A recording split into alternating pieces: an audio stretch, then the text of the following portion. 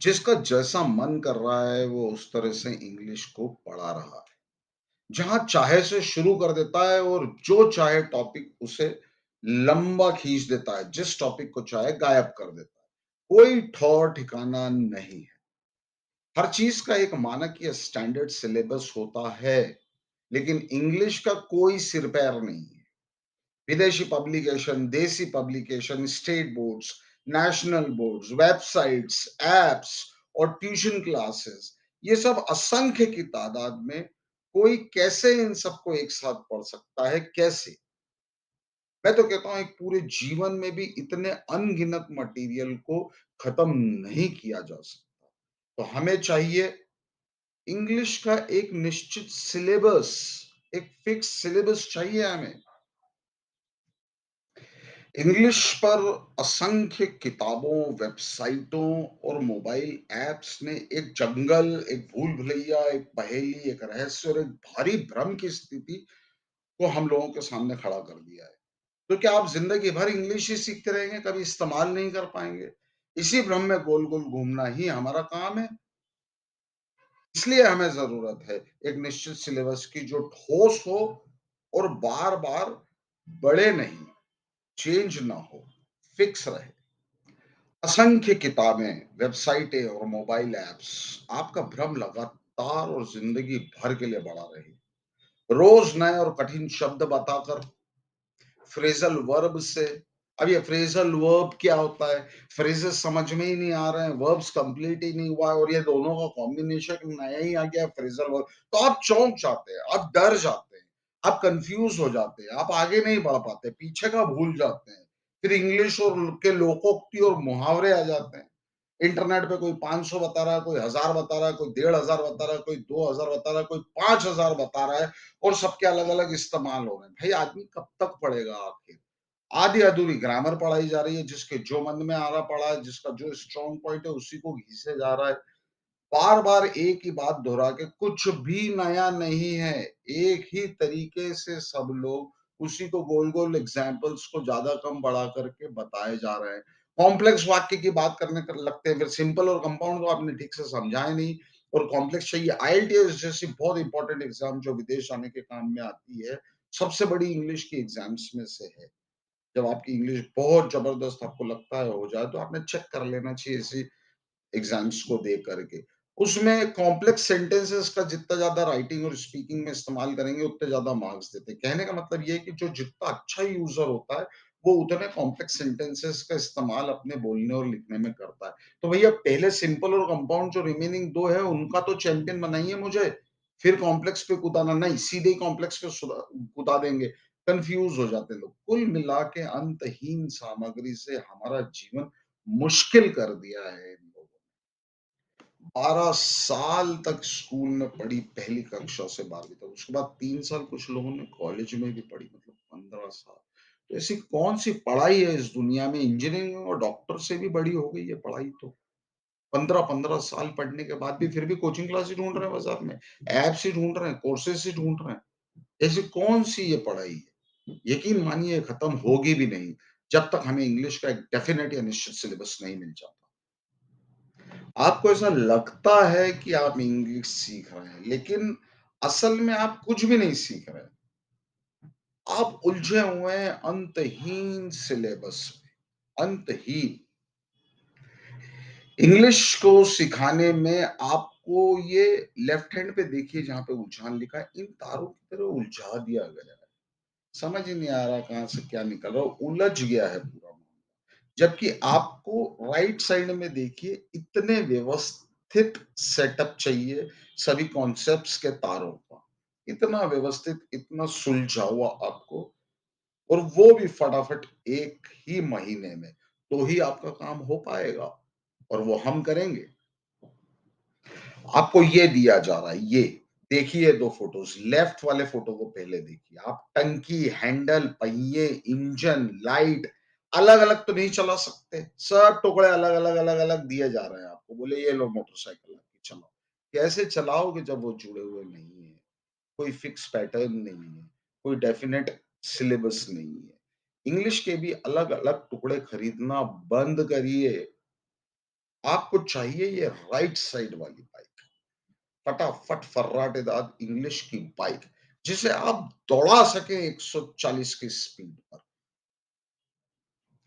आपको ज़रूरत है ठोस और निश्चित सिलेबस की, जो आपको ज़िंदगी भर धीरे-धीरे इंग्लिश सीखने से बचा ले। टुकड़े-टुकड़े के बजाय एक संपूर्ण इंग्लिश का ढाँचा। एक तेज कोर्स जो आपको फटाफट महीने भर में इंग्लिश सिखा दे, ताकि आप उसे ढंग से समझ सकें और इस्तेमाल कर सकें।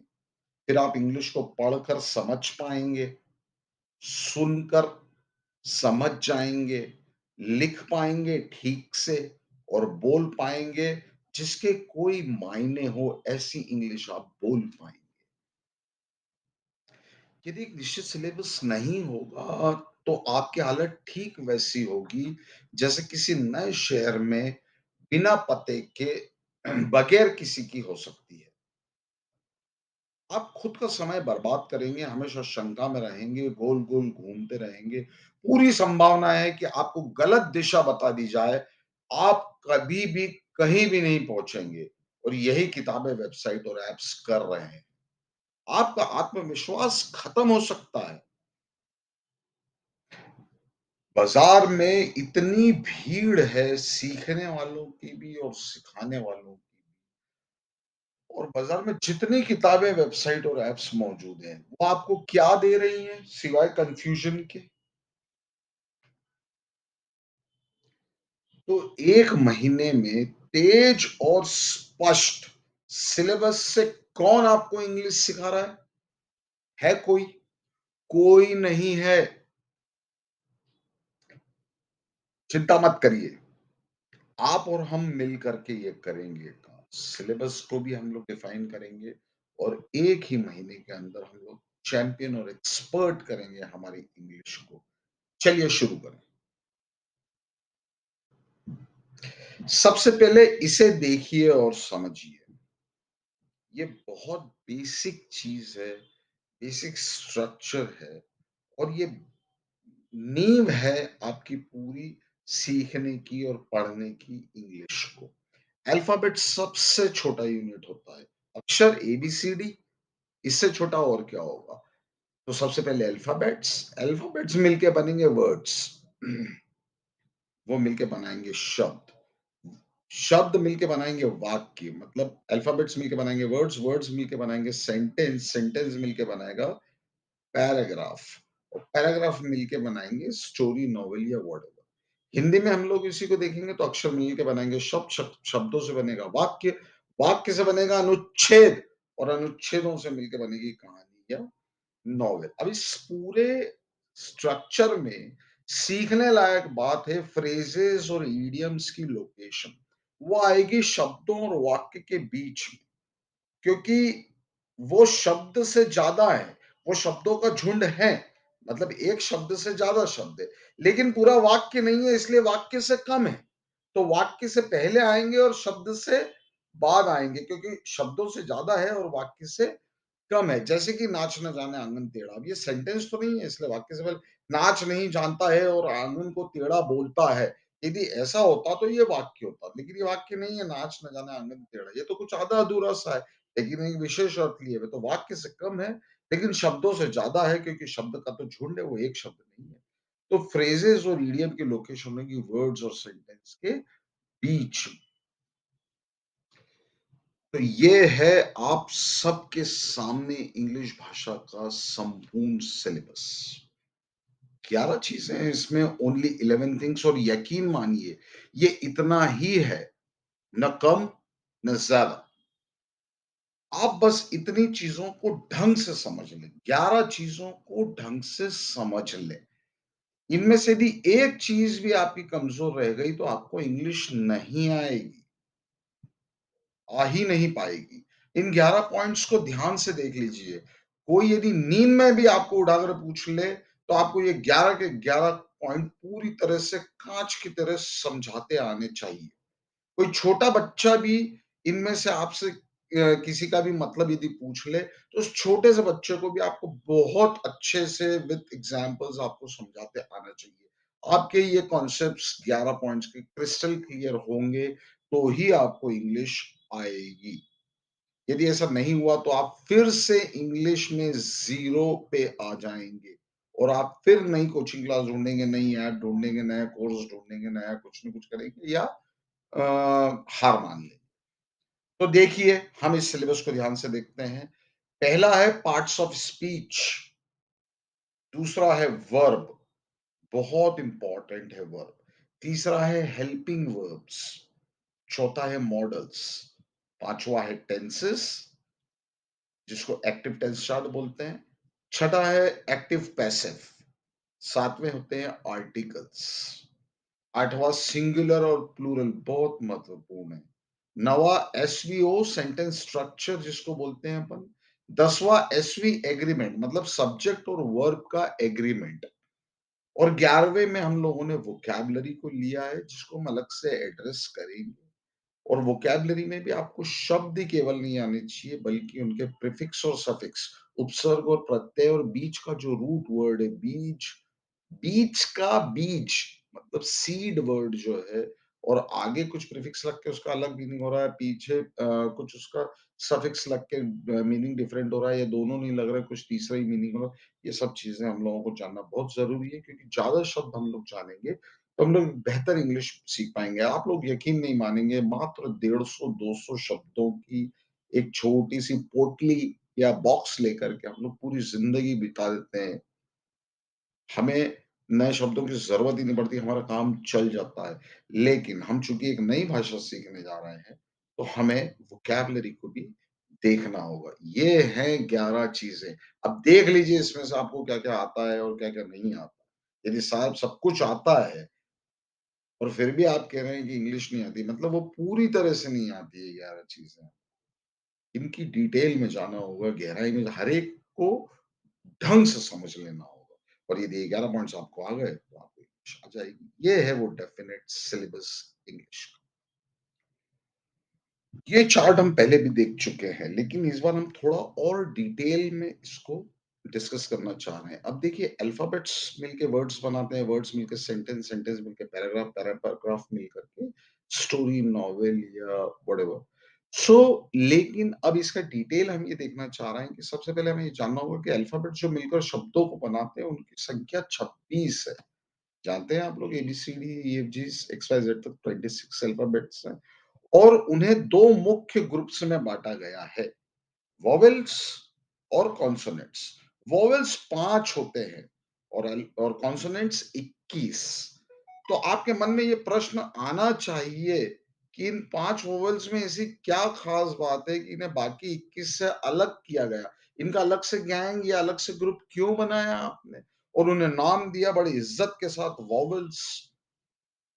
तो उसका जवाब ये है कि 5 स्वर होते हैं। स्वर मतलब जो हमारी गले की हड्डियाँ टकराने से जो आवाज़ हमारे मुँह से बाहर निकलती है, तो वो बहुत लंबा रास्ता तय करती है। गले का, मुँह का, ज़बान के ऊपर से, गालों के बीच से, तालुओं के बीच से, दाँतों के बीच से, फिर होठों के बीच से और फिर बाहर आती है। तो कुछ शब्द ऐसे होते हैं जो जैसे यहाँ पैदा होते हैं गले में, वैसे के वैसे शुद्ध रूप से इन सारे बीच की चीज़ों को बिना टकराए, बिना छुए, शुद्ध जैसे यहाँ पैदा हुए वैसे के वैसे बाहर आ जाते हैं। वैसे के वैसे, बिना किसी मिलावट के। और इसीलिए उनको बहुत सम्मान से हम स्वर या वोवेल्स कहते हैं। वो सिर्फ़ 5 हैं, ए, ई, आई, ओ, यू। जैसे यहाँ पैदा हुए गले में वैसे ही बाहर सुनाई भी दिए। बाकी के जो है 21 वो अशुद्ध रूप से मतलब टकरा करके कोई तालू से टकरा रहा है, कोई ज़बान के ऊपर टकरा रहा है, जैसे पी उसमें दोनों होंठ चिपक रहे हैं, तो एक अलग ही साउंड का नेचर उसका बन गया। वो बचे हुए 21 होते हैं। तो इसलिए चूँकि वो प्योर और शुद्ध रूप से जैसे अंदर हमारे यहाँ पैदा हुए गले में वैसे बाहर आते हैं, इसलिए उन्हें हम सम्मान से अलग रखते हैं और उन्हें वोवेल्स बोलते हैं। उनके कुछ नियम हैं हमारे पास में, जो हम लोग डिस्कस करेंगे। फिर नंबर आता है शब्दों का, अल्फ़ाबेट्स मिलके बने शब्द। वर्ड्स जो होते हैं पूरी दुनिया में डिक्शनरी में सारे वर्ड्स ही तो हैं, लेकिन कितने वर्ड्स हैं सवाल ये नहीं है। सीखने लायक बात ये है कि 8 प्रकार के होते हैं सिर्फ़। दुनिया का हर शब्द भले ही 5 लाख हो, 5 करोड़ हो या 5 अरब शब्द हों, होगा वो इन 8 में से ही 1। तो हमें शब्द तो सीखने हैं, लेकिन हमें उनके प्रकार पहले सीख लेने होंगे। इसमें हम लोग डिटेल में बात करेंगे और ये ही 8 जो हैं वो पार्ट्स ऑफ स्पीच होते हैं। मैं आपको हिंट दे दूँ। शब्द मिलके बनाते हैं वाक्य। वाक्य 3 प्रकार के होते हैं, पॉजिटिव, नेगेटिव और इंटरोगेटिव। लिखा हुआ है आपके सामने चार्ट में मैंने सब कुछ। पैराग्राफ जो होता है, सेंटेंस मिलके पैराग्राफ बताते बनाते हैं। पैराग्राफ में सीखने लायक ये बात होती है कि उसके मुख्यतः 4 हिस्से होने चाहिए, कुछ भी आप जब लिखने जाएँ तो। और उसमें पहला इंट्रो होना चाहिए, वो फॉर में हो सकता है, वो अगेंस्ट में हो सकता है और उसका एक कन्क्लूज़न पार्ट हो सकता है और उसमें कोहेज़न और कोहेरेंस शब्द हैं जो हम डिटेल में डिस्कस करेंगे। फिर वाक्य मिलके पैराग्राफ बनाते हैं और पैराग्राफ मिलकर कहानी या नॉवेल। तो इसे ध्यान रखिएगा आप लोग, बहुत महत्वपूर्ण जानकारी है ये। आइए ग्रामर को और नज़दीक से देखते हैं। सबसे पहले 8 पार्ट्स ऑफ स्पीच को समझ लेते हैं कि ये कौन-कौन से हैं और कितने-कितने हैं, ताकि हमें सीखने में आसानी रहे और कुछ भी चूकने ना पाएँ।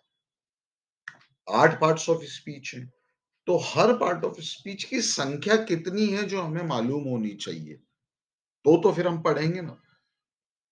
पहला है नाउन जो लगभग 1000 तो आपको आने ही चाहिए। इसमें देश, शहर, लोग, नदी, पहाड़ इत्यादि इन सब के नाम आ जाएँगे। तो आपको मेजर कंट्रीज़ के नाम मालूम होना चाहिए दुनिया के। आपके शहर के भी, आपके देश के भी, दुनिया के भी।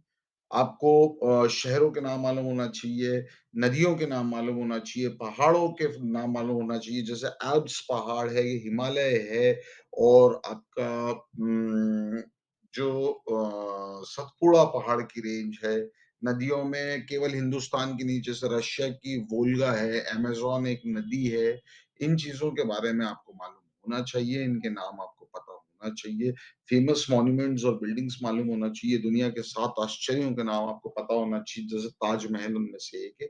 ये सब नाम हैं फेमस लोगों के नाम आपको मालूम होना चाहिए, प्रधानमंत्रियों के और जो भी न्यूज़ में चल रहे हैं। तो दूसरा है प्रोनाउन जो मुख्यतः 7 होते हैं और हर एक के 4 प्रकार होते हैं। तो 7 4 ज़ा 28 ये पूरा चार्ट बहुत इज़िली अवेलेबल रहता है। हमने भी दिया हुआ है आपको रिसोर्सेज़ में, वहाँ से भी आप ले सकते हैं। और ध्यान रहे कि ये सिर्फ़ और सिर्फ़ 28 ही होते हैं, ना कम, ना ज़्यादा। प्रोनाउन की बात कर रहा हूँ और आपको ये पूरे पूरे 28 आने ही चाहिए। फिर एडजेक्टिव्स है जो लगभग 100 हैं, इनकी भी लिस्ट संलग्न है, हम लोगों ने दे रखी है इसी कोर्स के साथ। 150 प्रीपोज़िशंस हैं, 2000 के लगभग वर्ब्स हैं, 250 एडवर्ब्स हैं, 100 कंजंक्शंस हैं और 100 ही इंटरजेक्शंस हैं। ये सब मिलाकर हुए 3728 शब्द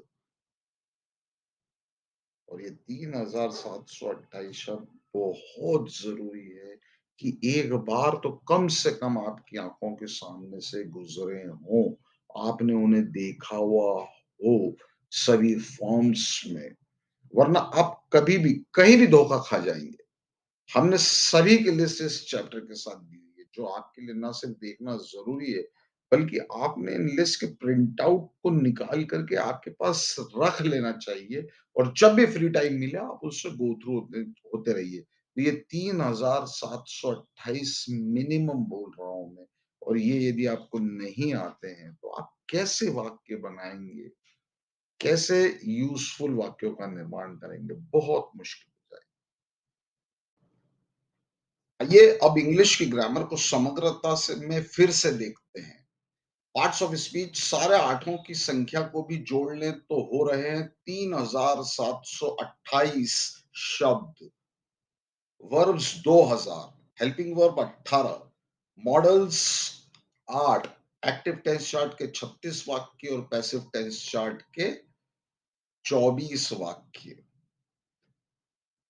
आर्टिकल्स 5 एकवचन, बहुवचन यानी सिंगुलर, प्लूरल 2000 और एसवीओ के फिर से वही 36 प्रकार के वाक्य और शब्दावली या वोकैब अभी 500 ही लेते हैं। तो इस तरह टोटल होते हैं 8355 शब्द, 8355 वर्ड्स। देखिए 11 पॉइंट का जो सिलेबस था, बात हमने वहाँ से शुरू की थी, अभी भी 11 ही है आप देख लीजिए, लेकिन उनकी जब डिटेल हम करने गए, तो वो 8 के कितने बन गए 8355 शब्द। ये आपकी नज़रों से गुज़रना बहुत ज़रूरी है। इन्हें आप जानते हो, पहचानते हो और आपको ये मालूम हो, ये होना बहुत ज़रूरी है। और इनका इस्तेमाल ये तो सिर्फ़ इनको जानना हुआ कि ये है और फिर इनका इस्तेमाल तो अभी बाकी ही है। ये इंग्लिश के सिलेबस पे एक बार और नज़र डाल लीजिए, मैं फिर से दोहरा दूँ और आप भी ध्यान से वापस सुन लीजिए कि और यकीन मानिए ये इतना ही है जितना दिख रहा है, ना कम, ना ज़्यादा। आप बस इतनी चीज़ों को ढंग से समझ लें, डिटेल में। इनमें से यदि एक चीज़ भी आपकी कमज़ोर रह गई तो आपको इंग्लिश नहीं आएगी, चाहे कुछ कर लीजिए आप। इन 11 पॉइंट्स को ध्यान से देख लीजिए, कोई यदि नींद में भी आपको उठा करके इनके बारे में पूछ लीजिए, तो आपको कॉन्सेप्ट्स काँच की तरह क्लियर होने चाहिए और आपने फट-फट, फटाफट हर चीज़ को एक्सप्लेन करना चाहिए। कोई छोटा बच्चा आपसे पूछे, तो उस छोटे से बच्चे को भी आपको समझाते आना चाहिए, इतना कंट्रोल चाहिए आपको इन 11 चीज़ों पर। और यदि ऐसा नहीं हुआ तो आप ज़ीरो पे आ जाएँगे इंग्लिश में वापस से।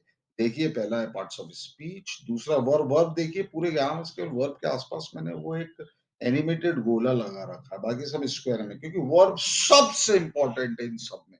फिर helping verbs, modals, tenses, active passive, articles आएँगे। आर्टिकल्स का नंबर है 7वाँ, 8वाँ सिंगुलर प्लूरल, 9वाँ SVO, sentence structure, subject verb object, फिर है subject verb object sentence structure, फिर है SV agreement, subject verb agreement और last but not the least आखिरी होगा 11वां होगा आपकी वोकैब्युलरी जिसमें हर शब्द को आपको 3 हिस्सों में समझना है, प्रीफिक्स, रूट वर्ड और सफिक्स या फिर उपसर्ग, मूल शब्द और प्रत्यय। So this is the exact syllabus of English grammar, my friends, and you have to take care of making your concepts crystal clear in all the 11 parts. And you should be an expert of all this 11 and should go in deep study as far as these 11 points are concerned. First is parts of speech, second is verbs, very important. Third is helping verbs, fourth is models, fifth is active passive chart, sixth is passive chart. Oh, sorry, fifth is active tense chart, sixth is passive tense chart, seventh is articles, eighth is single plural, then SVO sentence structure, subject verb object, and SV agreement, subject verb agreement, and 11th is going to be the vocab or the vocabulary, and you should learn in a style wherein you take a grasp over the prefix, the root word, and the suffix. Welcome friends, स्वागत है आप लोगों का online English classes में। आज हम लोगों का टॉपिक है पार्ट्स ऑफ स्पीच। सभी लोग जानते हैं कि पार्ट्स ऑफ स्पीच आर्ट, लेकिन समस्या ये है बचपन से आप लोग पार्ट्स ऑफ स्पीच पढ़ रहे हो, किसी से भी पूछ लिया जाएगा बताना चाहते पार्ट्स ऑफ स्पीच कैसे होते हैं, थोड़ा सा गड़बड़ाता है, थोड़ा सा कंफ्यूजन आता है नामों में, उनको याद करने। एक छोटी सी ट्रिक दे रहा हूं मैं आप लोगों को जिससे दोनों काम हो जाए। आप कभी भी पार्ट्स ऑफ स्पीच के नाम भी ना भूलें और आप कभी भी उनमें संबंध भी ना भूलें। देखते हैं हम लोग कैसे। ध्यान रहे कि 8 पार्ट्स ऑफ स्पीच में बॉस केवल 2 है, नाउन और वर्ब। वर्ब बहुत इंपॉर्टेंट है दोस्तों, आज की तारीख में यदि आपको इंग्लिश आती है तो उसका कारण वर्ब है और यदि नहीं आती है तो उसका कारण भी वर्ब है। ये बहुत डेंजरस है, इसके बारे में हम लोग अपने वीडियो में बात करेंगे। आज पार्ट्स ऑफ स्पीच पे कॉन्सेंट्रेट तो बॉस केवल 2 है, नाउन और वर्ब, बाकी सारे उनके नौकर है। पहला बॉस है नाउन, उसके 3 नौकर है प्रोनाउन, एडजेक्टिव और प्रपोजिशन। इनके काम क्या है ये हम लोग समझेंगे। सपोज नाउन साहब को एक शाम को शादी में 20 शादियों में जाने का न्योता है, क्या वो लोग 20 शादी में जा सकते हैं? क्या ये नाउन या कोई व्यक्ति एक शाम में 4-5 घंटे में 20 शादियों में जा सकता है? नहीं जा सकता। मुश्किल से 4 या 5 या बहुत दौड़ भाग करके भी जाएगा, लेकिन बाकी जगहों पे उसका रिप्रेजेंटेटिव जाएगा उसकी जगह पे, जो उसको रिप्रेजेंट करेगा उसका मिल गया है। तो जहां पे नाउन साहब नहीं जा पाते वहां उनका जो रिप्रेजेंटेटिव जाता है वो कहलाता है प्रोनाउन। पहला नौकर वो है प्रोनाउन जो नाउन साहब को रिप्रेजेंट करता है उनकी एब्सेंस। दूसरा नौकर एडजेक्टिव। आप सभी लोग जानते हैं कुछ नौकर ऐसे होते हैं जो पीछे बुराई करते हैं और मुंह पे तारीफ करते हैं।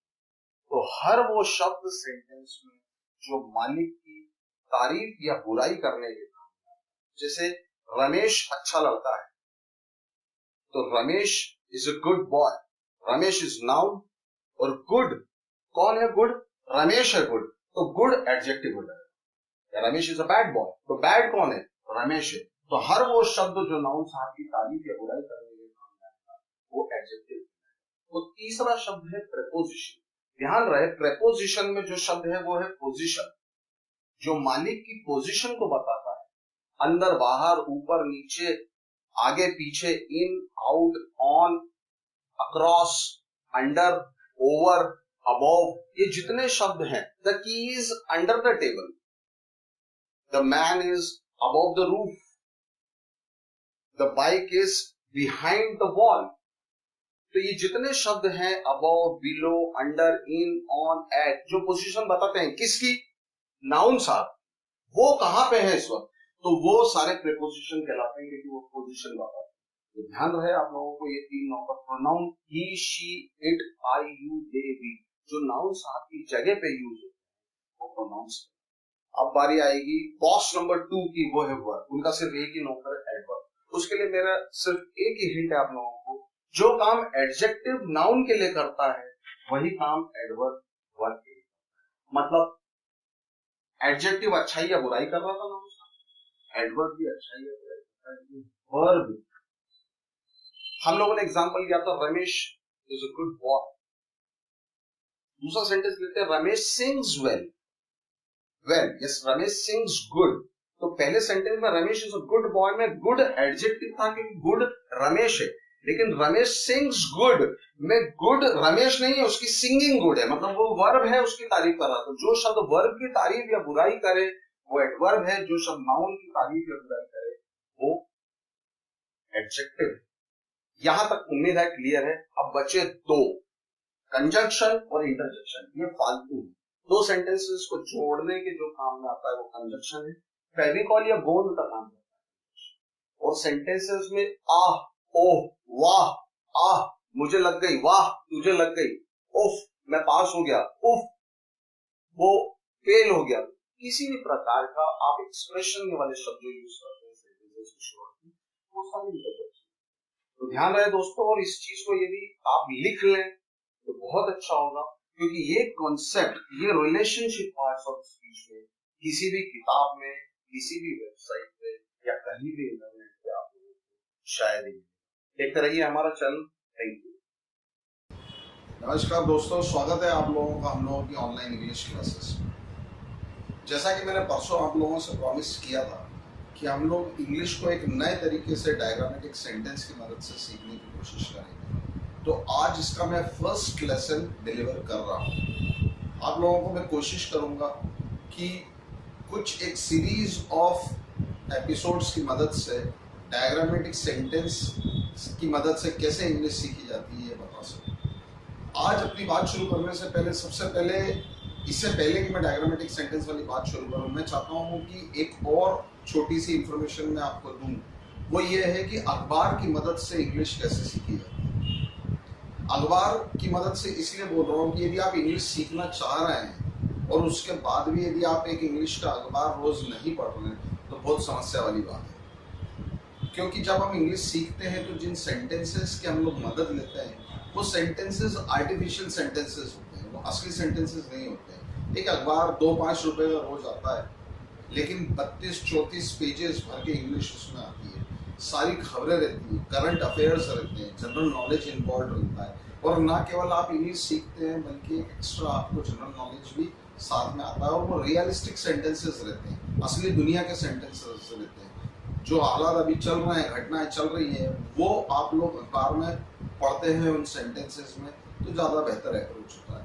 अब अखबार में जब अखबार की मदद से इंग्लिश को सीखा जाता है तो कई बार ऐसा प्रश्न आता है कि अखबार की मदद से कैसे सीखे, सिर्फ रीडिंग कर सकते हैं, लेकिन उसका भी एक छोटा सा तरीका है जो मैं आपको बता रहा हूँ। इंग्लिश अखबार की मदद से सीखना इसलिए भी ज़रूरी है क्योंकि अखबार में जो सबसे मेन बात है जानने लायक वो ये है कि नॉर्मली अखबार की भाषा पैसिव सेंटेंसेस की रहती है, भूलना मत आप।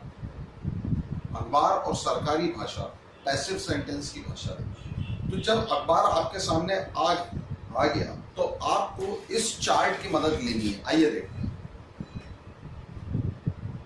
आपको किसी भी एक पेज पर ये डिविजन्स बना लेने हैं।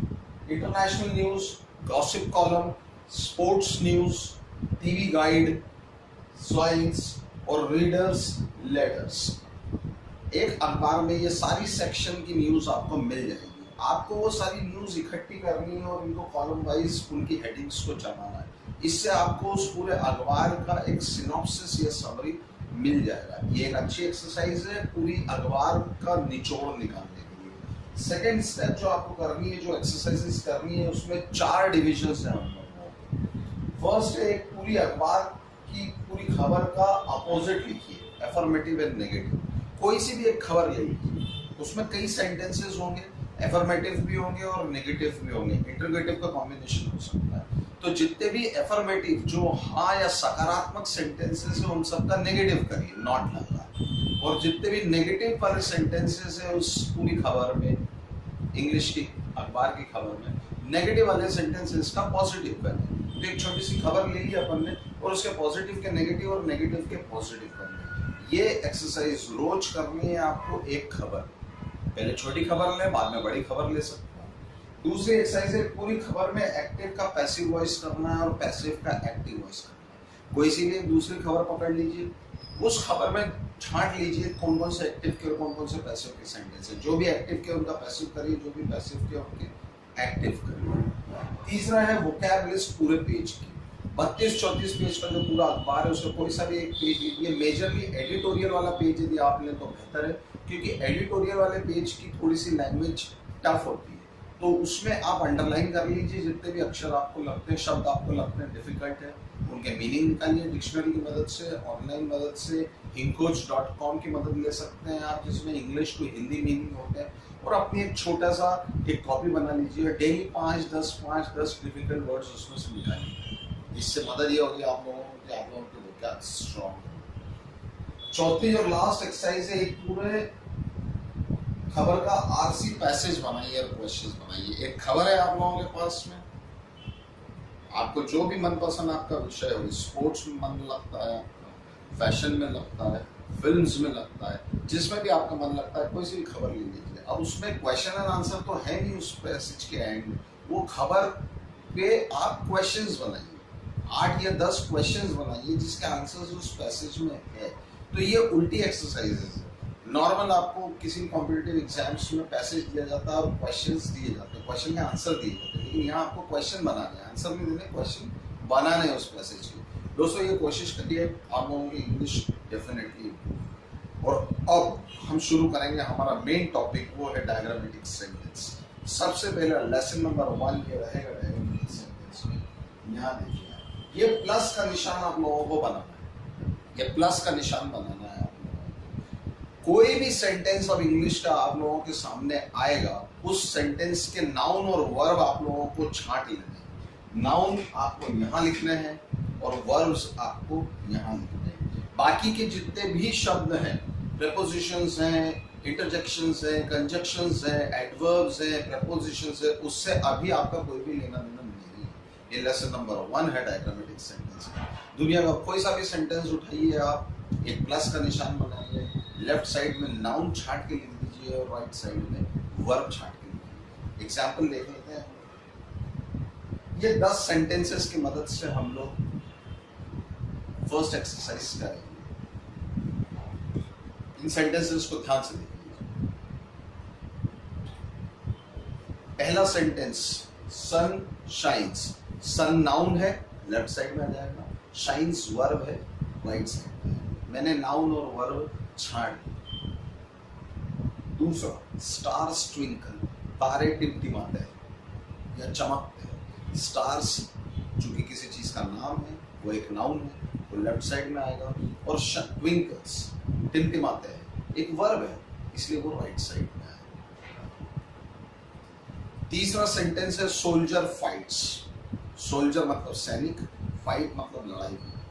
सोल्जर एक किसी व्यक्ति का नाम है, इसलिए वो नाउन है और वो लेफ्ट साइड में आएगा। फाइट्स एक वर्ब है, इसलिए वो राइट साइड में आएगा। अगला सेंटेंस है, बोट सेल्स। बोट मतलब नाव, सेल मतलब तैरती है। तो बोट एक नाउन है, नाव, वो लेफ्ट में आएगा। सेल मतलब तैरती, वो एक वर्ब है, वो राइट साइड में आएगा।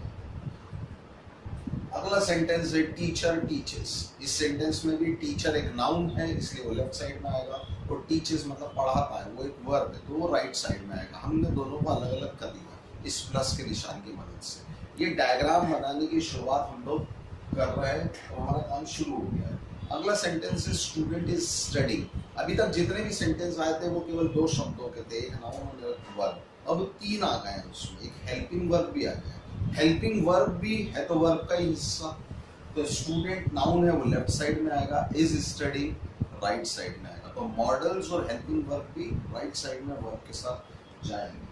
अगला सेंटेंस है काइट इज फ्लाइंग। काइट मतलब पतंग, वो एक नाउन है, वो लेफ्ट साइड में आएगा। इज फ्लाइंग एक वर्ब है, वो राइट साइड में आएगा।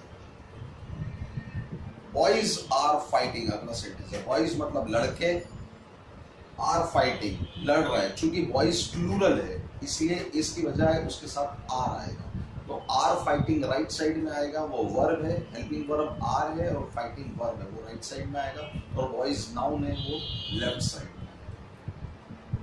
अगला सेंटेंस है प्लेयर्स आर रनिंग। प्लेयर्स मतलब खिलाड़ी दौड़ रहे हैं, are running. Are helping verb है, is am are helping verb होते हैं। आर इसलिए आएगा क्योंकि प्लेयर्स प्लूरल है, इसलिए हेल्पिंग वर्ब भी आर आएगा, प्लूरल आएगा। चूंकि आर भी वर्ब के साथ का ही है, आर रनिंग वो राइट साइड में है। अगला सेंटेंस और आखिरी सेंटेंस है इंडिया इज वोटिंग। अभी चुनाव का समय चल रहा है कई राज्यों में। इंडिया नाउन है, देश का नाम है, वो लेफ्ट साइड में आएगा, सिंगुलर है। इज वोटिंग वोट करना एक वर्ब है, वो राइट साइड में आएगा। तो हम लोगों ने आज की फर्स्ट एक्सरसाइज में डायग्राम्स की मदद से नाउन और वर्ब्स को अलग अलग करना सीखा। एक एक्स्ट्रा चीज और ये सीखी कि वर्ब के साथ में हेल्पिंग वर्ब भी उस राइट साइड में ही जाता है। दोस्तों अब मैं आपको एक होमवर्क दे रहा हूं, नेक्स्ट क्लास में इसके आंसर्स के साथ शुरू करूंगा। आप लोगों को एक प्लस का निशान ड्रॉ करना है हर सेंटेंस के लिए और नाउन्स और वर्ब्स को छांटना है। आप यदि क्लियर नहीं होता है तो वापस से इस वीडियो और बैक साइड में जाकर के लास्ट 10 सेंटेंसेस की जो मैंने आप लोगों को एक्सरसाइज समझाई है उसको वापस से देख सकते हैं और इसे अपने आंसर तैयार करके रखिए। हम लोग नेक्स्ट वीडियो में इसके आंसर्स के साथ शुरू करेंगे 1-2 दिन में। आपके 5 होमवर्क के सेंटेंसेस ये। Thank you. हेल्पिंग वर्ब्स को हिंदी में सहायक क्रिया बोला जाता है। सही शब्द होगा क्रिया के मददगार। हेल्पिंग वर्ब के बारे में पहला रहस्य आइए समझते हैं। क्या आपने कभी सोचा है कि इन शब्दों का नाम हेल्पिंग वर्ब ही क्यों पड़ा?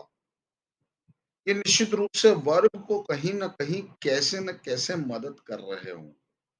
लेकिन आखिर वर्ब जो कि इंग्लिश का राजा है, उसकी ये छोटे से हेल्पिंग वर्ब क्या मदद कर रहे होंगे? और वर्ब्स को आखिर मदद की क्यों ज़रूरत पड़ रही होगी? क्या वाक़ई वर्ब्स में ऐसी कोई कमी है जिसकी वजह से वर्ब्स को मदद की ज़रूरत पड़ गई? वर्ब्स में आखिर ऐसी क्या कमी थी जिसकी वजह से हेल्पिंग वर्ब्स का जन्म हुआ? जी हाँ, ये सही है कि वाक़ई में वर्ब्स में एक बहुत बड़ी कमी है, जिसकी वजह से हेल्पिंग वर्ब्स का जन्म हुआ और इसी कमी के चलते वर्ब्स को मदद की ज़रूरत आन पड़ी और इसी कमी के चलते वर्ब्स जो कि राजा है, नाउन की तरह, बिना हेल्पर की मदद के वाक्य बनाने में असक्षम थे। वर्ब्स वाक्य बनाने में असक्षम थे। कौन से वाक्य? आइए जानते हैं कि वर्ब्स में क्या कमी है। क्या आपको वर्ब्स की 4 फॉर्म्स याद है? चलिए एक बार फिर से उन्हें देखते हैं। First form, second form, third form, fourth form. नाम है उनके प्रेजेंट, पास्ट पार्टिसिपल और प्रेजेंट पार्टिसिपल। इनकी टेंस चार्ट से तुलना करते हैं। क्या टेंस चार्ट में भी यही 4 नाम है? नहीं, ये तो अलग है।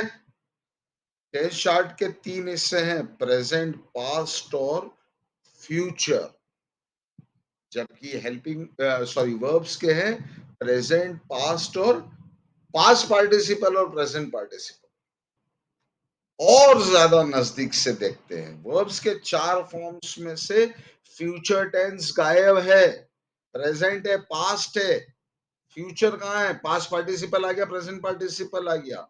ठीक है, टेंस चार्ट के में प्रेजेंट टेंस है, पास्ट टेंस भी है और ये दोनों वर्ब के पास भी है। लेकिन जैसे ही हम फ्यूचर टेंस पर आते हैं, वो टेंस चार्ट में तो मौजूद है, लेकिन वर्ब के पास फ्यूचर टेंस का रूप नहीं है। ये बहुत ही महत्वपूर्ण बात है कि वर्ब के पास फ्यूचर टेंस का फॉर्म नहीं है। तो फिर वो फ्यूचर टेंस का सेंटेंस बनाएगा कैसे जब फॉर्म ही नहीं है? तो बिना वर्ब के वाक्य बन नहीं सकता, और चूंकि वर्ब का फ्यूचर टेंस का रूप नहीं है ही नहीं, तो फिर हम फ्यूचर टेंस का सेंटेंस बनाएंगे कैसे? वर्ब का प्रेजेंट टेंस का रूप है तो प्रेजेंट टेंस का वाक्य बन जाएगा। वर्ब पास्ट टेंस का रूप है तो पास्ट टेंस का वाक्य बन जाएगा। लेकिन वर्ब का फ्यूचर टेंस का रूप ही नहीं है, तो वर्ब का फ्यूचर टेंस का सेंटेंस बनेगा कैसे? तो यहां पैदा हुए वर्ब की इसी कमी के कारण द हेल्पिंग वर्ब्स, वर्ब्स को फ्यूचर टेंस का सेंटेंस बनाने में मदद करने के लिए, और इस तरह फ्यूचर टेंस का वाक्य विल की मदद से बना। इस तरह वर्ब और हेल्पिंग वर्ब के जोड़ से फ्यूचर टेंस का वाक्य बनता है। दोनों का आपस में साथ में काम करने से फ्यूचर टेंस का वाक्य बनता है। और चूंकि इस फ्यूचर टेंस के वाक्य का हीरो हेल्पिंग वर्ब था, इसलिए इसमें वर्ब का फर्स्ट फॉर्म लगना ही उचित था। He will go, they will play, she will write, go, play, right, ये सब वर्ब के फर्स्ट फॉर्म्स हैं जो कि विल के साथ यूज हो रहे हैं। इसलिए फ्यूचर इंडेफिनेट में जहां पे पहली बार इंट्रोडक्शन होता है हेल्पिंग वर्ब का, देखिए प्रेजेंट इंडेफिनेट में हेल्पिंग वर्ब नहीं है, पास्ट इंडेफिनेट में हेल्पिंग वर्ब नहीं है, लेकिन फ्यूचर इंडेफिनेट में इंट्रोडक्शन हो रहा है हेल्पिंग वर्ब का विल के साथ, और उसके साथ वर्ब का फर्स्ट फॉर्म। लेकिन जिसने भी हेल्पिंग वर्ब का इजाद किया, आविष्कार किया, इन्वेंशन किया, उसने उसे केवल विल पर ही नहीं छोड़ा। विल जो कि मदद कर रहा था फ्यूचर टेंस का सेंटेंस बनाने में, उसने हेल्पिंग वर्ब्स को केवल फ्यूचर टेंस वाला आखिरी कॉलम भरने के लिए ही नहीं छोड़ा, बल्कि हेल्पिंग वर्ब्स के भी 3 फॉर्म्स का रूप तैयार किया, और वो भी टेंस चार्ट के पूरे बचे हुए 10 डिब्बों के लिए। क्योंकि तीसरे से आ रहा था वो 12 में से 2 गए तो बचे 10, तो उसने पूरे 10 के 10 में हेल्पिंग वर्ब्स को भर दिया। तो टेंस चार्ट के फ्यूचर इंडेफिनिट में जन्म लेने के बाद हेल्पिंग वर्ब रुके नहीं, और बाकी के टेंस चार्ट के 10 बॉक्सेस में भी अपनी उपस्थिति दर्ज कर दी, और सभी 3 टेंसेस के फॉर्म्स में भी अपना संबंध स्थापित किया। Is, am, are, was, were, will be, present, past, future, has, have, had, will have, और has been, have been, had been और विल हैव बीन, देखिए प्रेजेंट, पास्ट और फ्यूचर तीनों फॉर्म्स में एग्जिस्ट करने लगे। इसी तरह हमें हेल्पिंग वर्ब्स का ये संपूर्ण चार्ट मिला। इसे ध्यान से देख लीजिए, 3 टेंसेस है, प्रेजेंट, पास्ट और फ्यूचर। और चाहे तो कॉपी में नोट कर लीजिए या प्रिंट आउट निकाल लीजिए या स्क्रीनशॉट ले, ये बहुत ही जरूरी चार्ट है। इसमें सारे के सारे हेल्पिंग वर्ब्स लिस्टेड हैं आप लोगों के सामने। Is, am, are, was, were, will be, shall, has, have, had, will have, have been, had been और विल हैव बीन। ये संपूर्ण लिस्ट है हेल्पिंग वर्ब्स की। इस तरह एक संपूर्ण टेंस चार्ट जिसमें वर्ब्स और हेल्पिंग वर्ब्स दोनों थे हमें मिला। तीसरे बक्से में टेंस चार्ट के पैदा हुआ, लेकिन उसके आगे के सभी बॉक्सेस में आता गया। इस चार्ट के सभी उदाहरणों को ध्यान से देख लीजिए। आई गो में हेल्पिंग वर्ब नहीं है, आई वेंट में हेल्पिंग वर्ब नहीं है, वर्ब का सेकंड फॉर्म है। फ्यूचर टेंस में आई विल गो, यहां से हेल्पिंग वर्ब चालू हुआ विल। आई एम गोइंग में एम, आई वॉज गोइंग में was, I will be going में will be, I have gone में हैव, आई हैड गॉन में had, I will have gone में will have, I have been going में have been, I had been going में had been, और I will have been going में will have been. ये सभी helping verbs verb के अलग अलग फॉर्म्स के साथ एग्जिस्ट करे, कंटिन्यूअस में वर्ब के फोर्थ फॉर्म के साथ, परफेक्ट में वर्ब के थर्ड फॉर्म के साथ और परफेक्ट कंटिन्यूअस में वापस से वर्ब के फोर्थ फॉर्म के साथ। तो इस सीक्रेट का ध्यान रखना, वर्ब के 4 फॉर्म्स होते हैं जिसमें फ्यूचर टेंस गायब है। तो वर्ब के 4 फॉर्म्स आधे अधूरे मानेंगे क्योंकि प्रेजेंट, पास्ट और फ्यूचर होना चाहिए था। पास्ट पार्टिसिपल और प्रेजेंट पार्टिसिपल उठा के लेके आ गए। तो ये आधे अधूरे और हेल्पिंग वर्ब के तीनों टेंस के रूप है, वो संपूर्ण है, वो टेंस चार्ट के साथ जैसा का तैसा फिट जाके बैठता है। टेंस चार्ट के प्रेजेंट, पास्ट और फ्यूचर, हेल्पिंग वर्ब्स के प्रेजेंट, पास्ट और फ्यूचर, सबके फॉर्म्स तीनों टेंसेस में, लेकिन वर्ब का फ्यूचर टेंस गायब है, गायब है, गायब है। इंग्लिश क्लासेस में आज टेंसेस सीखने का जादुई तरीका का पार्ट 2 हम लोग आप लोगों को बताने जा रहे हैं। इसमें हम लोग एक बहुत महत्वपूर्ण विषय उठा रहे हैं, डू और डस के कॉन्सेप्ट्स का। जितने भी लोग इंग्लिश सीखते हैं अक्सर उनकी गाड़ी डू और डस पे आके अटक जाती है। उसका एक बहुत छोटा सा रीज़न ये है कि डू एक मेन वर्ब भी है, जबकि इस टेस्ट चार्ट में वो एक हेल्पिंग वर्ब की तरह भी काम कर रहा है। तो बहुत कम शब्द ऐसे होते हैं जो मेन वर्ब भी रहते हैं और हेल्पिंग वर्ब भी रहते हैं। डू उन्हीं में से एक है। और डू आया तो उसकी वजह से डज आया। तो वो क्यों आया, आज इसका जवाब हम लोग आपको देंगे। एक छोटे से एग्जाम्पल की हम लोग मदद लेते हैं। मैं लिखता हूँ, इसका इसी प्रेजेंट इंडेफिनिट में होता वह लिखता है। मैं लिखता हूँ, मैंने लिखा, मैं लिखूंगा, मैं लिख रहा हूँ, मैं लिख रहा था, मैं लिख रहा हूँगा। यदि हम इसका नेगेटिव करने जाएं इन हिंदी के सेंटेंसेस का, तो केवल एक शब्द की आवश्यकता है हमें, और वो शब्द है नहीं। आप सारे हिंदी के सेंटेंसेस में नहीं को सही जगह रख दीजिए, वो सारे नेगेटिव हो जाएंगे बहुत आसानी से। आपको कुछ करने की जरूरत नहीं। मैं नहीं लिख रहा होऊंगा, मैं नहीं लिख रहा था, मैं नहीं लिख रहा हूँ, मैं नहीं लिखूंगा, मैंने नहीं लिखा, मैं नहीं लिख रहा हूँ। कोई गलती नहीं होगी। अब इंग्लिश के सेंटेंसेस में नहीं का होगा नॉट। यही का यही नियम इंग्लिश पे भी लागू है। सिर्फ नॉट रखते चलिए, सारे सेंटेंसेस नेगेटिव हो जाएंगे। I will not be writing, I won't be writing, I was not writing, I wasn't writing, I am not writing, I will write का I will not write, I wrote का I not wrote नहीं हो पाएगा, I write का I not write नहीं हो पाएगा, he writes का he not writes नहीं हो पाएगा। केवल ये 2 बॉक्सेस हैं इन पूरे 12 बॉक्सेस में जिसमें नॉट नहीं लग पाता, पॉजिटिव का नेगेटिव करने से। आई राइट का नेगेटिव होगा I do not right, he rights का होगा he does not right, rights का राइट हो गया और डज आ गया। आई रोट का आई डिड नॉट, रोट का राइट हो जाएगा। तो ये 2 बॉक्सेस बहुत कंफ्यूज कर रहे हैं स्टूडेंट्स को। उसका सीधा सा नियम है, जो नियम मैं बता रहा हूँ उसको ध्यान से सुने, चाहे तो इसे लिख लें हाँ, लेकिन आपको याद रखना है। नियम है, नॉट इंग्लिश में सिर्फ और सिर्फ हेल्पिंग वर्ब के पीछे ही लग सकता है। इन सारे सेंटेंसेस में हेल्पिंग वर्ब है, नॉट आसानी से लग गया उनके पीछे। I will not be writing, I was helping verb है, not writing, I am helping verb है, not writing, I will helping verb है, नॉट राइट। आई रोट के जब मैं नेगेटिव करने गया तो हेल्पिंग वर्ब गायब है। आई राइट में जब मैं नॉट लिखने गया तो हेल्पिंग वर्ब गायब है। ऐसी स्थिति में इंग्लिश में एक विशेष व्यवस्था है कि जब हेल्पिंग वर्ब की जरूरत पड़े और वो नहीं है, और नियम आड़े आ रहा है कि नॉट सिर्फ और सिर्फ हेल्पिंग वर्ब के पीछे ही लग सकता है और हेल्पिंग वर्ब है नहीं, ऐसे में डू का विशेष प्रयोग होता है नॉट लगाने के लिए। तो वो सेंटेंस हो जाता है आई नॉट राइट की जगह हो जाता है आई डू नॉट राइट। तो यहाँ पे डू का कुछ भी मीनिंग नहीं है, इसका कुछ भी सेंस नहीं है, कुछ भी विशेष अर्थ नहीं है। ये सिर्फ यहाँ पे इसलिए टंग रहा है ताकि नॉट उसके पीछे लग जाए और अपना काम कर जाए। इसका कुछ भी मीनिंग नहीं है। वरना डू का मीनिंग तो करना होता है, मेन वर्ब में तो करना ही होता है, लेकिन यहाँ पे कोई मीनिंग नहीं है। अब समस्या ही राइट्स, तो यहाँ पे अब होना चाहिए था ही नॉट राइट्स, नहीं हो रहा है इस नियम के कारण, मान लिया। तो ही डू नॉट राइट्स होना चाहिए था, जैसे ये हो रहा था डू नॉट, यहाँ पे डू नॉट लगना था, लेकिन अब डज नॉट हो रहा है और राइट्स का राइट हो रहा है। उसका छोटा सा कारण ये है, आप इमेजिन करिए कि एक मालिक बैग उठा के चल रहा है और उसका एक नौकर साथ में चल रहा है, तो बैग कौन उठाएगा, मालिक या नौकर? ऑब्वियस सी बात है कि सामान नौकर को ही उठाना पड़ेगा।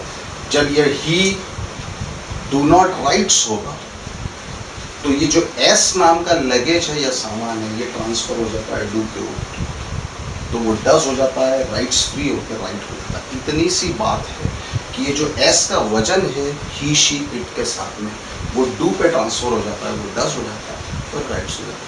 और बहुत ऑब्वियस सी बात है कि डू का पास्ट टेंस में या सेकंड फॉर्म डिड होता है, लेकिन फिर यहाँ पे फिर एक गड़बड़ हुई है।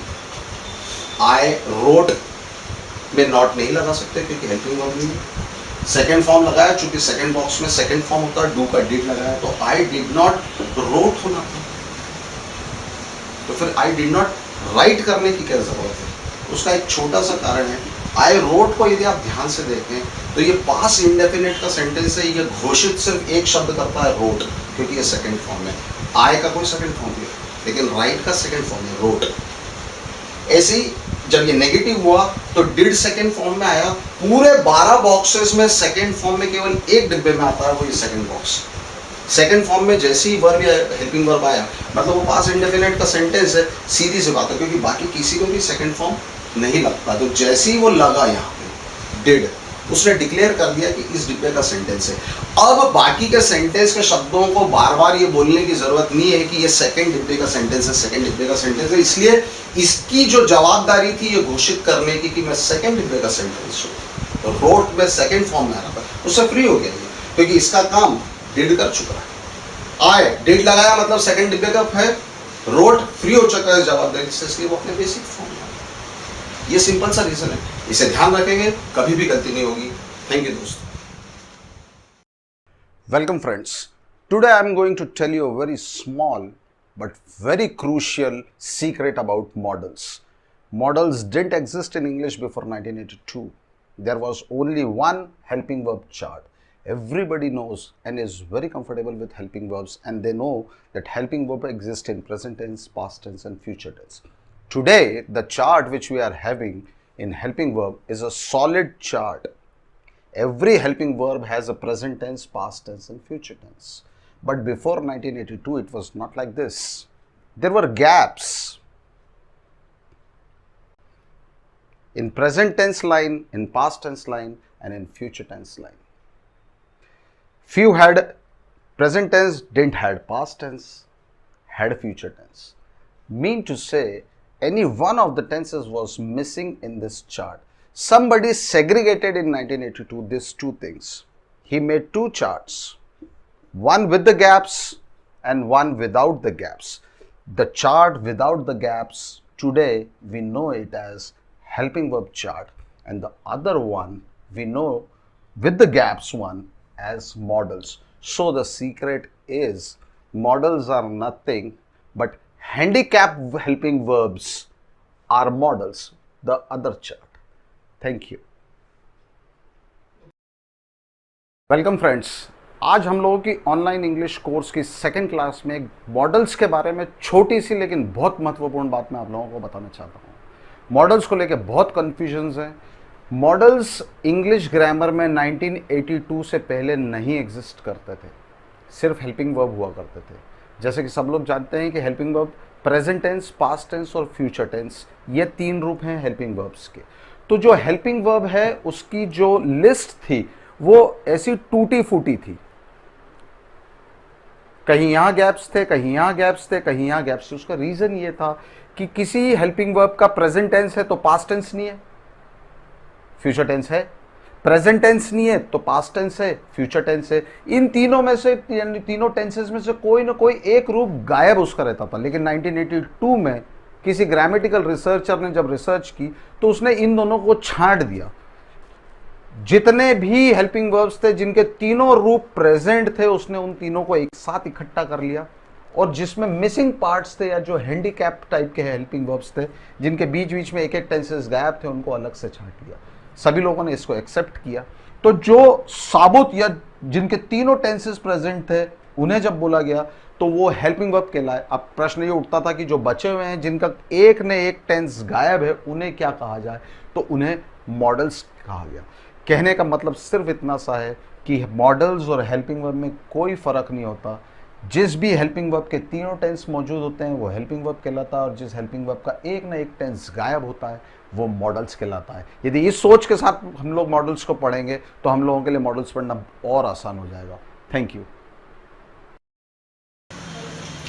वेलकम दोस्तों, स्वागत है आप लोगों का ऑनलाइन इंग्लिश क्लासेस में। आज हम लोग एक बहुत महत्वपूर्ण सब्जेक्ट पे बात करने वाले हैं, वो है प्रेपोजिशंस। इसके पहले कि हम लोग प्रेपोजिशंस में डिटेल में जाए, उसमें भी जो सबसे महत्वपूर्ण है उसके ऊपर हम लोग बात कर लेते हैं, वो है इन, ऑन और एट। सबसे पहली चीज जो आप लोग ध्यान रखनी है वो है कि प्रेपोजिशन इन, ऑन और एट दिखने में 3 है, लेकिन इनके इस्तेमाल 6 है। 3 प्रकार तो इनके प्लेस पॉइंट ऑफ व्यू से ये यूज होते हैं और 3 टाइम पॉइंट ऑफ व्यू से। टाइम पॉइंट ऑफ व्यू से हमारे नेक्स्ट वीडियो में आएगा, इसके जस्ट बाद वाला। आज हम लोग केवल डिस्कस करने वाले हैं प्लेस पॉइंट ऑफ व्यू से। इन का मतलब होता है किसी भी चीज के अंदर हो, यदि ये स्ट्रक्चर नहीं बन रहा है तो आप इनका इस्तेमाल मत करना। कोई भी चीज जिसको सॉलिड तरीके से आसपास से कोई चीज घिरी हुई, जैसे in the ground, in the class, in the room, in the town, आसपास का घेरा कंप्लीट होना जरूरी है तो ही इन आएगा। दूसरी चीज है ऑन। ऑन को कैसे समझेंगे? किसी भी चीज के ऊपर यदि कोई चीज रखी हुई है तो वो ऑन होती है। फिर से समझ लीजिए इस चीज को, कोई चीज है, प्लेटफॉर्म है, उसके ऊपर यदि कोई चीज आ रही है, टेबल है, उसके ऊपर कप है, तो cup is on the table. चम्मच यदि कप के ऊपर रखी हुई है तो the spoon is on the cup. उस चम्मच में नींबू रखा हुआ है तो the lemon is on the spoon. In the spoon नहीं आएगा क्योंकि वो एनक्लोज्ड नहीं है। तो कोई भी चीज, आप यदि बाइक पे बैठे हुए हैं तो बाइक है और आप बैठे हुए हैं, you are on the bike. और एट जो है उस किसी भी पॉइंट पे, आपने देखा होगा गूगल में, मैप्स में लोकेशन हम लोग देखते हैं, कोई पॉइंट यदि है तो वो एट है। रूम के अंदर you are in the room, on the floor, floor है उसके ऊपर आप है। लेकिन कॉर्नर में यदि एक चेयर रखी हुई है तो the chair is at the corner. एक कोई विंडो है तो window is on the wall. Platform है उसके ऊपर रखी हुई है और एट मिड पॉइंट उसकी पोजीशन या लोकेशन होगी, वो एट होगी। सबसे बड़ा कंफ्यूजन जो है वो हिंदी के कारण क्रिएट होता है दोस्तों, विशेषकर इंडियन स्टूडेंट्स के कारण, क्योंकि हम पर और पे में डिफरेंस नहीं करते, इसको इंटरचेंजेबली यूज करते हैं। पर और पे को एक ही समझते हैं। वो छत पे खड़ा था जब मैं उससे मिलने गया, वो छत पे नहीं खड़ा था, वो छत पर खड़ा था, क्योंकि छत है और उसके ऊपर वो खड़ा, पर ऊपर से बना है, इसको ध्यान रखना। यदि आप हिंदी में पर और पे में डिफरेंस को समझ पाए, वो चौराहे पर कॉर्नर पे खड़ा आपका इंतजार कर रहा है, वो मार्केट में है और दुकान पर नहीं है, वो दुकान पे है, क्योंकि वो उससे लोकेशन डिक्लेयर होगी। तो पर ऊपर का शॉर्ट फॉर्म है। ऑन और एट बहुत ध्यान से यूज करें। यदि इसमें आपने डिफरेंशिएट कर लिया तो आपकी जंग आप आसानी से जीत सकते हैं। एक छोटा सा और ऐड में करना चाहूंगा, ये यदि सर्कल कंप्लीट नहीं है, जैसे कोई सर खड़े हुए हैं स्टूडेंट्स के बीच में, तो वो कोई दीवार नहीं है, ग्राउंड जैसा क्लोज नहीं है, यदि ऐसी स्थिति बन जाती है तो वो प्रेपोजिशन हो जाता है दोस्तों अमंग। इन और अमंग में ये फर्क है, इन सॉलिड होता है जिसके अंदर आप खड़े होते हो, जैसे कि in the ground, in the room, और यदि उसमें गैप्स हैं तो वो अमंग होता है। Thank you. वेलकम फ्रेंड्स, स्वागत है आप लोगों का ऑनलाइन इंग्लिश क्लासेस में। आज है हम लोगों का वीडियो नंबर 13, जिसमें हम प्रेपोजिशंस के टाइम पॉइंट ऑफ व्यू से डिटेल समझाएंगे। हम लोगों के प्लेस पॉइंट ऑफ व्यू से प्रेपोजिशंस वीडियो नंबर 12 में है, जिसकी लिंक हम लोग आखिरी में आप लोगों को वापस देंगे। शुरू करते हैं आज हम लोग prepositions time point of view से। यदि प्रेपोजिशंस इन, ऑन और एट जो सबसे ज्यादा महत्वपूर्ण होते हैं, उनके टाइम पॉइंट ऑफ व्यू से आपको यूज सीखना है, तो एग्जाम्पल्स और ये सब तो बहुत जरूरी है दोस्तों, लेकिन सबसे ज्यादा जरूरी जो चीज है वो है टाइमलाइन। एक बार आपको टाइमलाइन का कॉन्सेप्ट क्लियर हो जाएगा, आप बहुत आसानी से इन, ऑन और एट प्रेपोजिशंस को टाइम पॉइंट ऑफ व्यू से यूज कर पाएंगे। देख लेते हैं टाइमलाइन। सबसे छोटा यूनिट होता है सेकंड्स टाइम का। आपकी घड़ी में जो सेकंड्स का कांटा होता है, हम उससे कम समय को नहीं बांटते। सेकंड्स मिलके बनते हैं मिनट। मिनट की स्पेलिंग होती है MINUTE। इंग्लिश में माइन्यूट की स्पेलिंग भी यही होती है। माइन्यूट का मतलब होता है बारीक, लेकिन हम लोग मिनट की बात कर रहे हैं। सेकंड्स मिलके बने मिनट, मिनट मिलके बने आर। आर, इसे आवर मत बोलिएगा कभी भी, इसका प्रोनाउंसिएशन होता है आर। आर मिलके बनेंगे डे, डे या वो जो भी तारीख है, डेट, डे और डेट एक ही बात है। वो मिलके बनेंगे वीक, वीक WEEK, WEAK वाला वीक नहीं है, उसका मतलब होता है कमजोर, और हमें इंग्लिश में मजबूत बनना है। वीक मिलके जो बनेगा वो है 15 दिन का समय, जिसे हिंदी में पखवाड़ा या पाक्षिक भी बोला जाता है। उसका इंग्लिश क्या होता है दोस्तों, यदि आपको मालूम नहीं है तो मैं बता दूं, उसे इंग्लिश में बोलते हैं फोर्टनाइट। कुछ अखबार हैं दुनिया में, कुछ पत्रिकाएं हैं जो हर 15 दिन में पाक्षिक या हर पखवाड़े छपती हैं, या फिर फोर्टनाइटली छपती हैं। ये मिलके बनेगा एक मंथ, समझते हैं आप लोग बहुत आसानी से। इसको मिलके बनेगा क्वार्टर, एक महीने के यदि हम लोग एक साल के यदि हम लोग 4 हिस्से करें तो वो कहलाएगा एक क्वार्टर। आप लोगों ने देखा होगा क्वार्टर्स मिलते हैं लोगों को रहने के लिए। यदि एक प्लॉट के 4 हिस्से कर दिए जाए या एक बिल्डिंग में 4 फ्लैट्स बना दिए जाए तो हर हिस्सा एक क्वार्टर कहलाता है। पुलिस के क्वार्टर्स होते हैं, एम्प्लॉयज के क्वार्टर्स होते हैं, इसीलिए उनको क्वार्टर्स बोलते हैं। क्वार्टर मिलके बनेंगे half year. Half yearly examination होती है आप लोगों की, जिसमें आप पास या फेल होते हैं। हाफ ईयर, एनुअल मतलब एक साल। साल मिलके बनते हैं डेकेड, डेकेड मतलब 10 साल।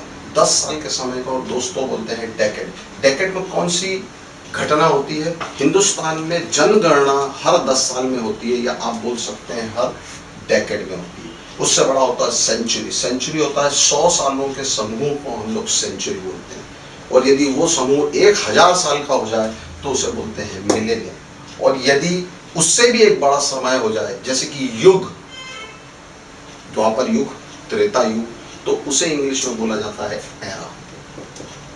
सिंपल सा इस्तेमाल यह है कि यदि आवर, मिनट और सेकेंड्स, इनमें से कुछ भी ये तीनों या इनमें से 2 का कॉम्बिनेशन किसी सेंटेंस में आ रहा है तो उसके पहले हमेशा लगेगा at. At 7 o'clock, at 7:30, at 7:30 52 seconds। किसी भी तारीख या डेट का डिस्क्रिप्शन हो रहा है तो उसके ऊपर हमेशा आएगा on. He was born on 9th of January 1976. He will come on Wednesday। और इसके ऊपर का ये जितना भी टाइमलाइन है, इस पूरे में इनका इस्तेमाल होता है। In a year, in a decade, in a century, in a millennium, in an era. केवल इतनी सी चीजें ध्यान रखें, आपसे कभी भी गलती नहीं होगी। और ये जो पुराना वीडियो है हम लोगों का, वीडियो नंबर 12, इसे देखने के लिए आप लोग यहाँ क्लिक करें। हम लोगों को सब्सक्राइब करना है। यदि आप लोगों को हम लोगों के वीडियोस आपको पसंद आ रहे हैं तो आप सब्सक्राइब कर सकते हैं। और दोस्तों, सब्सक्रिप्शन करने का कोई भी पैसा नहीं लगता, ये मुफ्त होता है, तो आप यहाँ क्लिक करें। और यदि आप लोगों को वीडियो पसंद आ रहा है तो आप लोग यहाँ क्लिक कर सकते हैं, खूब सारे लाइक दे सकते हैं। Thank you. Hello friends, welcome. मैं अमित बोराड़ा आपका स्वागत करता हूं हमारे चैनल इंग्लिश एरा में। आज हम लोग टेंसेस पे बात करेंगे इंग्लिश में, जिसमें एक लॉजिकली हम लोग इसको दूसरी तरीके से देखने की कोशिश करेंगे। आइए, आज हम लोग टेंसेस के बारे में पढ़ेंगे। टेंस चार्ट सब लोग जानते हैं। टेंसेस 3 है, प्रेजेंट टेंस, पास्ट टेंस और फ्यूचर टेंस। और हर एक टेंस के 4 हिस्से हैं। सिंपल पहला, कंटिन्यूअस दूसरा, परफेक्ट तीसरा, और परफेक्ट कंटिन्यूअस चौथा। इतना सिंपल है ये टेंस चार्ट।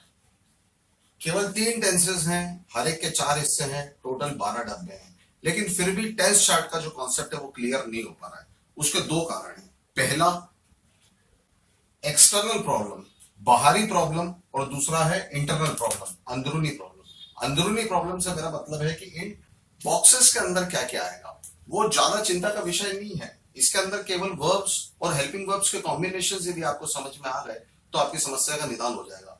समस्या जहां से शुरू हो रही है वो है बाहरी प्रॉब्लम्स। बाहरी प्रॉब्लम्स मतलब 1, 2, 3, 4, 5, 6, 7, इन 7 का जो कॉन्सेप्ट है वो जब तक क्लियर नहीं हो पाएगा तब तक टेंस चार्ट का कुछ भी आपको कॉन्सेप्ट क्लियर नहीं होने वाला। सबसे पहली समस्या जो है वो ये है कि इस टेंस चार्ट को ऐसे पढ़ा जाए या ऐसे पढ़ा जाए।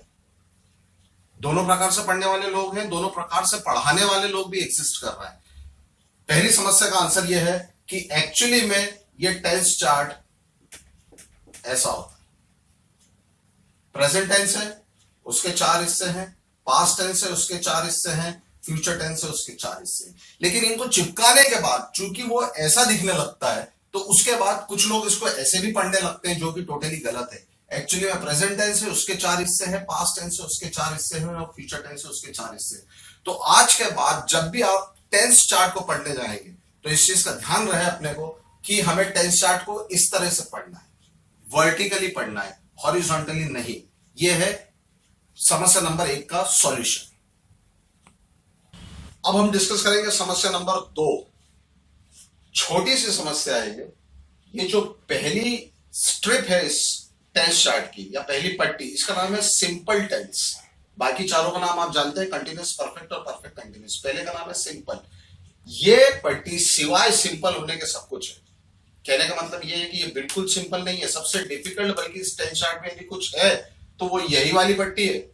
सबसे डिफिकल्ट कॉन्सेप्ट है इसके, तो इसका नाम फिर सिंपल क्यों है? मुझे लगता है किसी ने एक अच्छा खासा मजाक किया है इसका नाम सिंपल रख के। तो दूसरी बात यह है कि हम लोग इसको सिंपल नहीं बोलेंगे कभी भी।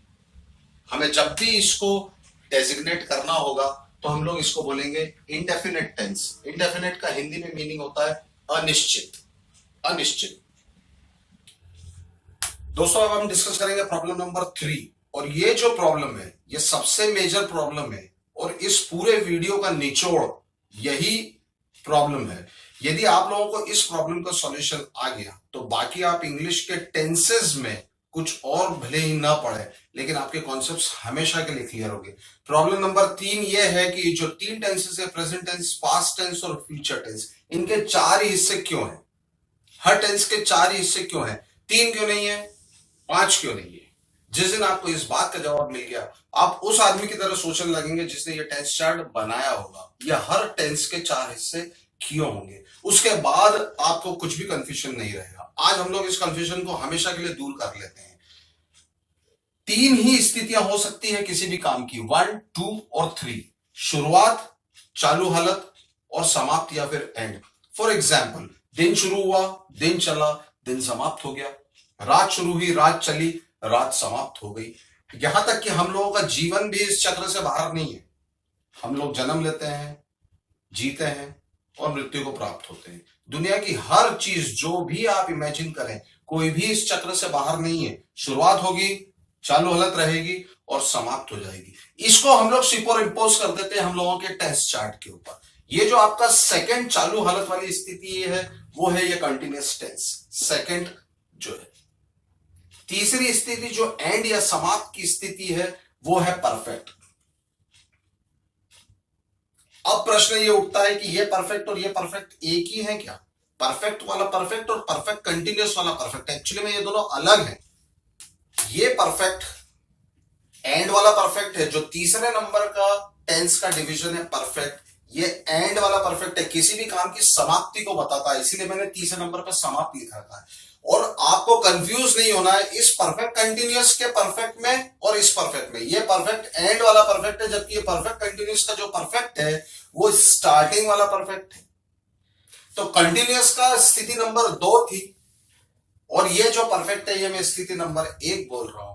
तो कंटिन्यूअस 2 है और ये परफेक्ट 1 है। इसका मतलब ये जो 4th लाइन है ये 1+2 की सिचुएशन है, जिसमें हम शुरुआत और चालू हालत, ये जानकारी मैं दे रहा हूं। सेंटेंसेस नहीं होते हैं, वो जानकारियां होती है। मैं कोई भी घटना यदि सामने वाले को बता रहा हूं तो उसकी समय की स्थिति के बारे में मैं उसको सूचित कर रहा हूं। यदि मैं किसी को बोल रहा हूं कि मैं पढ़ रहा हूं, इसका मतलब है मैंने कभी तो भी पढ़ना शुरू किया था, कभी तो भी मैं पढ़ना खत्म करूंगा, और इस वक्त उसकी बीच की स्थिति में सेकंड नंबर की स्टेज या चालू हालत में हूं, मैं कंटिन्यूअस में हूं, चाहे वो परफेक्ट टेंस में हो, पास्ट टेंस में हो या फ्यूचर टेंस में हो। समाप्त का मतलब है मैं किसी भी स्थिति में, प्रेजेंट टेंस हो, पास्ट टेंस हो या फ्यूचर टेंस हो, मैं हर स्थिति में उसकी समाप्ति की ही घोषणा करूंगा, एंड की। मैंने पढ़ाई कर ली है, मैंने खाना खा लिया है, मैं पढ़ाई कर चुका हूं, मैं पढ़ाई कर चुका था, मैं खाना खा चुका था, या मैं खाना खा चुका होऊंगा फ्यूचर में, चाहे वो प्रेजेंट टेंस में लूं, पास्ट टेंस में लूं या फ्यूचर टेंस में लूं, हर स्थिति में मुझे हर सेंटेंस में जो मैं जानकारी सामने वाले को फेंक रहा हूं वो यही दे रहा हूं कि ये स्थिति या ये काम मेरा खत्म हो चुका है। इन तीनों डब्बों में मैं यही सेंटेंस, इन्हीं सेंटेंसेस में मैं जो जानकारी दूंगा वो ये दूंगा कि मेरा काम चल रहा है या चल रहा था या चल रहा होगा, खत्म हो चुका है, खत्म हो चुका था या खत्म हो चुका होगा। और जो तीसरी स्थिति है जो 1+2 की सिचुएशन है उसमें मुझे दो इंफॉर्मेशन सामने वाले को देनी है। सेंटेंसेस गलत तभी होंगे जब आप उनको जानकारियां कम दोगे। इस सेंटेंस में सीधी सीधी शर्त है कि दो जानकारियां जानी ही चाहिए कि यह काम कब शुरू हुआ और अभी भी वो चालू हालत में काम है। फॉर एग्जाम्पल, यदि मैं पढ़ाई कर रहा हूं तो मैं कितनी बजे से पढ़ाई कर रहा था और अभी भी पढ़ाई कर रहा हूं। मैं 3 बजे से पढ़ाई कर रहा हूं, मैं 3 बजे से पढ़ाई कर रहा हूं, अभी 5 बज रहे हैं, इसका मतलब 2 घंटे पहले से मैंने टाइम दे दिया शुरुआत का। मैं 3 बजे से पढ़ाई कर रहा हूं, परफेक्ट कंटिन्यूअस। या फिर 2 घंटे से बारिश हो रही है, या मैं 3 सालों से बैंकिंग की तैयारी कर रहा हूं। तो जो कॉन्सेप्ट है बेसिकली वो ये है कि ये जो टाइम फैक्टर है, स्टार्ट, कंटिन्यूटी और एंड, इसको सुपर इंपोज इस पे कर दिया जाए। और इंडियन स्टूडेंट्स के लिए सबसे आसान ये होगा कि टेंस चार्ट को बजाय इंडेफिनिट, कंटिन्यूअस, परफेक्ट और परफेक्ट कंटिन्यूअस कहने के हम लोग इनको बोले, सेकंड वाली स्थिति को बोले चालू हालत, तीसरे परफेक्ट को बोले समाप्त, और ये शुरुआत प्लस चालू हालत। अब कुछ सेंटेंसेस ऐसे होते हैं जो इस चक्र के भी बाहर होते हैं। वो सेंटेंसेस होंगे जिनकी शुरुआत और अंत पता नहीं होते। जैसे फॉर एग्जांपल, सूर्य उगता है, तो कब से उग रहा है हमें नहीं मालूम, कब तक उगेगा हमें नहीं मालूम। पृथ्वी अपनी धुरी पर घूमती है, कब से घूम रही है क्या पता, कब तक घूमेगी कोई नहीं बता सकता। तो कुछ सेंटेंसेस ऐसे होते हैं जिनकी शुरुआत और एंड निश्चित नहीं होती। तो ये सेंटेंसेस सारे इंडेफिनिट के सेंटेंसेस है, अनिश्चित के। तो अनिश्चित क्या है? अनिश्चित है इनकी शुरुआत और इनका अंत। जिसकी शुरुआत और अंत ही हम लोगों को मालूम नहीं है वो अनिश्चित ही है। उसकी कुछ भी डिटेल हम सामने वाले को नहीं दे रहे। मैं चाय पीता हूं, मैंने चाय पी, अब मैंने चाय पी या मैं चाय पीऊंगा। मैं चाय पीता हूं, कब से पीते हो या कब से नहीं पीते हो, कब तक पियोगे, कब तक नहीं पियोगे, दोनों के जवाब नहीं है आपके पास। मैंने चाय पी है कि मैंने चाय पी थी कि मैंने चाय पी होगी, तीनों में नहीं जाता है वो सेंटेंस, इसलिए अनिश्चित है। और मैं चाय पीऊंगा और नहीं पी तो 50-50 चांसेस है, इसलिए अनिश्चित है। इसलिए ये तीनों सेंटेंसेस अनिश्चित में आते हैं। समझने वाली बात यह है कि हम लोगों का ये टेंस चार्ट है, लेकिन हम लोगों ने एक नया मैकेनिज्म डेवलप किया है अपना 1, 2, 3, और ये चौथी स्थिति अनिश्चित की। पहली है शुरुआत, दूसरी है चालू हालत, तीसरी है समाप्त और चौथी है अनिश्चित। इसको हम सुपर इंपोज कर देंगे हमारा टेंस चार्ट पे, 4, 2, 3 एंड 1+2। और हिंदी में इसको और आसानी से यदि हम बोलने जाए तो अनिश्चित, चालू हालत, समाप्त और शुरुआत प्लस चालू हालत। इस एंगल से आप लोग टेंसेस को देखिए, टेंस चार्ट को देखिए, आपके सेंटेंसेस में कोई गलती होने का प्रश्न ही नहीं उठता। अब बाकी की जो बातें हैं, जो डिस्क्रिपेंसीज हैं, जो कंफ्यूजन्स हैं और जो सोच है हम लोगों की, उसके बारे में जो चेंजेस हमारे में होने चाहिए इंग्लिश के पॉइंट ऑफ व्यू से, इसमें हम लोग क्लास नंबर 2 पे बात करेंगे। Thank you.